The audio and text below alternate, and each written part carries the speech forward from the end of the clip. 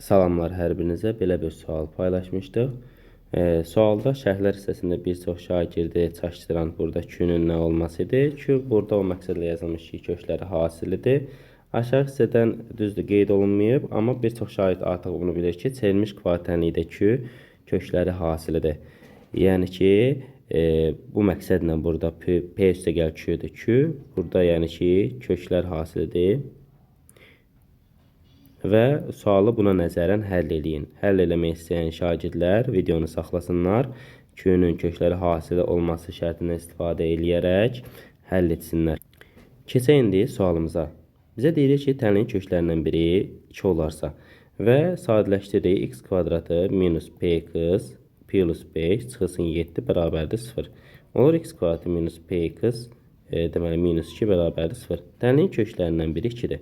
Kökləri hasilimiz, yəni Q-müz mənfi 2-dir və x1 vurulsun x2-miz mənfi 2 olduğundan, köklərindən də biri 2 olduğundan olur 2 vurulsun x1 bərabərdir mənfi 2, x1 bərabərdir mənfi 1-ə. Və alırıq ki, digər kök nədir? Mənfi 1-dir. Buradakı mənfi p kökləri cəminin əksidir. Mənfi p-nin əksi ilə p eləyir. P bərabərdir x1 plus x2.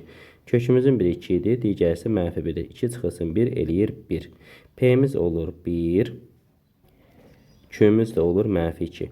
1 çıxılsın 2 eləyəcək mənfi 1. Və yaxud da başqa bir yolu nə etmək olardı?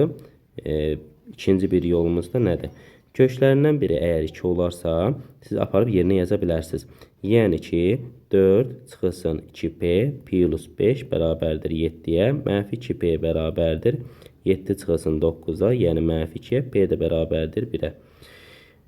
Və p-ni 1 tapandan sonra Q-nü də köklər hasilidir. Onu da qeyd elədik ki, yəni bu sualda düzdür yazılmalı idi və buna nəzərən həll olunmalıdır. O sadəcə diqqətsizlik olub. Sualda yəni ki, aşağı hissədən yazılmayıb. İndi yəni ki, mən o şərhlər hissəsində də bəzi şahidlər üçün qeyd elədim. Köklər hasilinə nəzərən həll olunmalıdır.